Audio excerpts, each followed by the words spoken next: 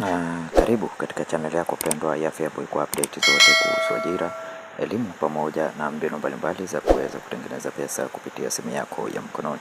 Katika video leo tutakwenda kuangalia mfano wa barua ya utambulisho kutoka serikali za mtaa. Mfano wa barua ya utambulisho kutoka serikali za mtaa. Barua hiyo inatakiwa ionekane kama hivi inavyoonekana hapa katika video hii, na iwe na picha yako, kisha picha yako imewekwa upande wa juu kushoto na upande wa juu kulia iwe na anwani ya serikali za mtaa. Kwa mfano kama hii ni Jamhuri ya Muungano wa Tanzania, Ofisi ya Rais, Tawala za Mikoa na Serikali za Mitaa, Halmashauri ya Manispaa ya Musoma, Ofisi ya Serikali za Mtaa, Mtaa wa Nyakato Maziwa, SLP 194 Musoma. Tarehe itaandikwa katika sehemu hii itajazwa tarehe, na kumbukumbu namba lazima iwe na kumbukumbu namba na anwani yako pia, au majina yako yatajazwa hapa, anwani yako, na yahusu utambulisho na uthibitisho wa makazi. Husika na kichwa cha habari tajwa hapo juu.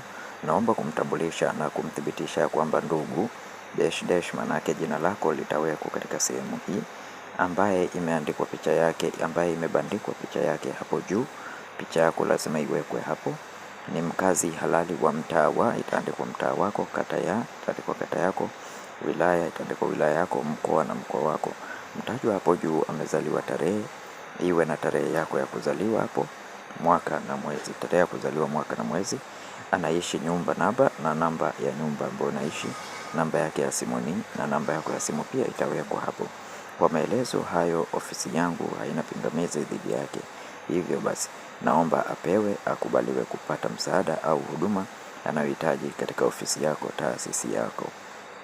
Imesainiwa na itawekwa jina la saini ya mwenyekiti au mtendaji wa serikali za mtaa, atagonga na muhuri wake hapo. Jina, andika jina lake na saini yako, jina lako na saini yako. Kwa hiyo hii hapa ni mfano wa barua ya utambulisho wa serikali za mtaa au uthibitisho wa makazi. Kwa hiyo unapoambiwa leta barua ya utambulisho kutoka serikali za mtaa, hakikisha barua yako ya utambulisho ipo katika mfumo huu. Hakikisha barua yako ya utambulisho ipo katika mfumo huo. Na kwa hiyo ambaye ni mara yako ya kwanza kuingia katika channel ya Feaboy, tafadhali bonyeza neno subscribe, like video hii na share video hii kwa wengine wengi zaidi. Asante na karibu.